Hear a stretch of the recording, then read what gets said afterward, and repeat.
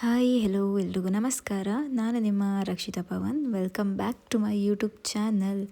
ಇವತ್ತಿನ ವಿಡಿಯೋದಲ್ಲಿ ಕ್ಯಾಪ್ಸಿಕಮ್ನ ಯೂಸ್ ಮಾಡಿಕೊಂಡು ಬಜ್ಜಿ ಮಾಡೋದು ಹೇಗೆ ಅಂತ ತೋರಿಸ್ತಾ ಇದ್ದೀನಿ. ತುಂಬಾ ಸಿಂಪಲ್ಲಾಗಿ ಮಾಡ್ಕೋಬೋದು.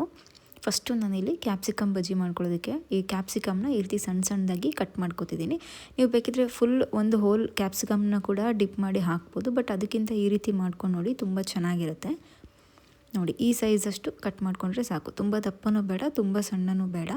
ಇದೇ ರೀತಿ ನಾನು ಎಲ್ಲ ಕ್ಯಾಪ್ಸಿಕಮ್ನು ಕೂಡ ಚಿಕ್ಕ ಚಿಕ್ಕದಾಗಿ ಕಟ್ ಮಾಡಿ ಇಟ್ಕೊಂಡಿದ್ದೀನಿ. ನೆಕ್ಸ್ಟು ಒಂದು ಬೌಲ್ನ ತೊಗೊಂಡಿದ್ದೀನಿ. ಬೌಲ್ಗೆ ನಾನಿಲ್ಲಿ ಕಡಲೆ ಹಿಟ್ಟನ್ನ ಹಾಕ್ತಾ ಇದ್ದೀನಿ. ಈ ರೀತಿ ಒಂದು 5ರಿಂದ 6 ಸ್ಪೂನಷ್ಟು ಕಡಲೆ ಹಿಟ್ಟನ್ನ ನಾನಿಲ್ಲಿ ತೊಗೋತಾ ಇದ್ದೀನಿ. ನೀವು ಯಾವ ಬ್ರ್ಯಾಂಡ್ ಬೇಕಿದ್ರೂ ತೊಗೋಬೋದು. ನೆಕ್ಸ್ಟು 2 ಸ್ಪೂನಷ್ಟು ಅಕ್ಕಿ ಹಿಟ್ಟನ್ನ ಹಾಕ್ಕೊಂಡಿದ್ದೀನಿ. ಅಕ್ಕಿ ಹಿಟ್ಟನ್ನ ಹಾಕ್ಕೊಳ್ಳೋದ್ರಿಂದ ಕ್ರಿಸ್ಪಿನೆಸ್ ಚೆನ್ನಾಗಿ ಬರುತ್ತೆ. ಹಾಗಾಗಿ ನೆಕ್ಸ್ಟು ರುಚಿಗೆ ತಕ್ಕಷ್ಟು ಉಪ್ಪು ಮತ್ತು ಒಂದು 1/4 ಸ್ಪೂನಷ್ಟು ಜೀರಿಗೆನ ಹಾಕೋತಾ ಇದ್ದೀನಿ. ಅದಾದಮೇಲೆ ಖಾರಕ್ಕೆ ಒಂದು ಸ್ವಲ್ಪ ಖಾರದ ಪುಡಿ ತೊಗೋತಾ ಇದ್ದೀನಿ. ಯಾಕೆಂದರೆ ಕ್ಯಾಪ್ಸಿಕಮ್ ಏನು ಖಾರ ಇರೋದಿಲ್ಲ.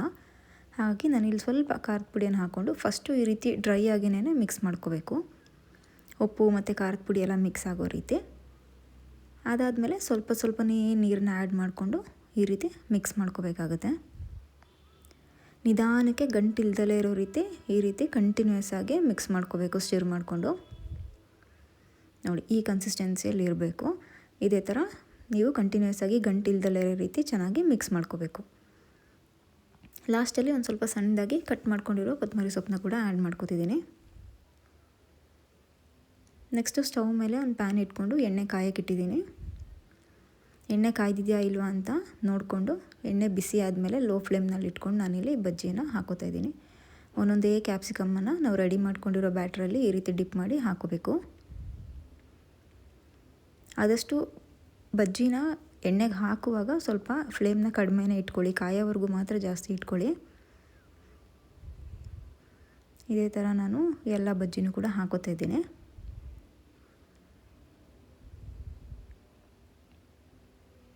ನಾನು ಫುಲ್ ಲೋ ಫ್ಲೇಮ್ನಲ್ಲೇ ಇಟ್ಕೊಂಡಿದ್ದೀನಿ. ಎಣ್ಣೆ ಕಾಯ್ದಮೇಲೆ ಲೋ ಫ್ಲೇಮ್ನಲ್ಲಿ ಇಟ್ಕೊಂಡು ಈ ರೀತಿ ಬಜ್ಜಿಗಳನ್ನೆಲ್ಲ ಹಾಕೋತಾ ಇದ್ದೀನಿ.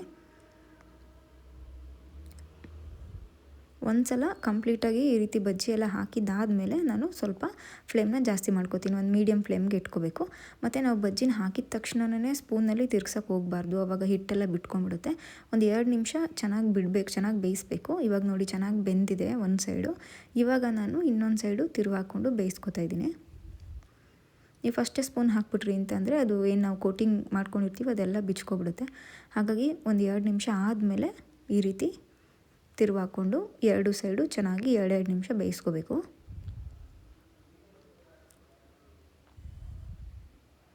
ಇದೇ ಥರ ಆದಷ್ಟು ಮೀಡಿಯಮ್ ಫ್ಲೇಮ್ನಲ್ಲೇ ಇಟ್ಕೊಳ್ಳಿ. ಹೈ ಫ್ಲೇಮ್ ಇಟ್ಬಿಟ್ರಿ ಅಂತಂದರೆ ಬೇಗ ಕಲರ್ ಬಂದುಬಿಡುತ್ತೆ, ಬಟ್ ಒಳಗಡೆ ಬೆಂದಿರೋದಿಲ್ಲ. ಹಾಗಾಗಿ ಮೀಡಿಯಮ್ ಫ್ಲೇಮ್ನಲ್ಲೇ ಕುಕ್ ಮಾಡ್ಕೊಳ್ಳೋದ್ರಿಂದ ಬಜ್ಜಿ ಪರ್ಫೆಕ್ಟಾಗಿ ಕುಕ್ ಆಗಿರುತ್ತೆ.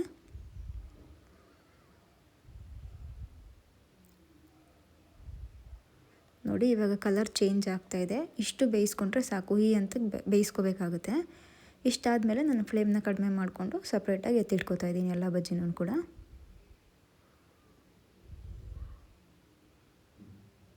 ನೋಡಿ, ತುಂಬ ಸಿಂಪಲ್ಲಾಗಿ ಮಾಡ್ಕೋಬೋದು. ಮನೆಗೆ ಯಾರಾದರೂ ಗೆಸ್ಟ್ ಬಂದರು ಅಂತಂದರೆ ಜಸ್ಟ್ ಒಂದೇ ಒಂದು ಕ್ಯಾಪ್ಸಿಕಮ್ ಇದ್ದರೂ ಸಾಕು, ಇಷ್ಟೊಂದು ಬಜ್ಜಿಗಳನ್ನ ಮಾಡ್ಕೋಬೋದು. ಟೇಸ್ಟು ಕೂಡ ಚೆನ್ನಾಗಿರುತ್ತೆ. ನಾರ್ಮಲಾಗಿ ನಾವು ಮೆಣಸಿನ್ಕಾಯಲ್ಲಿ ಬಜ್ಜಿ ಮಾಡ್ತೀವಲ್ವ, ಅದಕ್ಕಿಂತನೂ ಕೂಡ ಚೆನ್ನಾಗಿರುತ್ತೆ. ಒಂದ್ಸಲ ಟ್ರೈ ಮಾಡಿ ನೋಡಿ, ಮತ್ತು ಕ್ವಿಕ್ಕಾಗಿ ಕೂಡ ಮಾಡ್ಕೋಬೋದು. ರೆಸಿಪಿ ಇಷ್ಟ ಆಯಿತು ಅಂತ ಭಾವಿಸ್ತೀನಿ. ಇಷ್ಟ ಆದರೆ ಲೈಕ್, ಶೇರ್, ಕಮೆಂಟನ್ನು ಮಾಡಿ.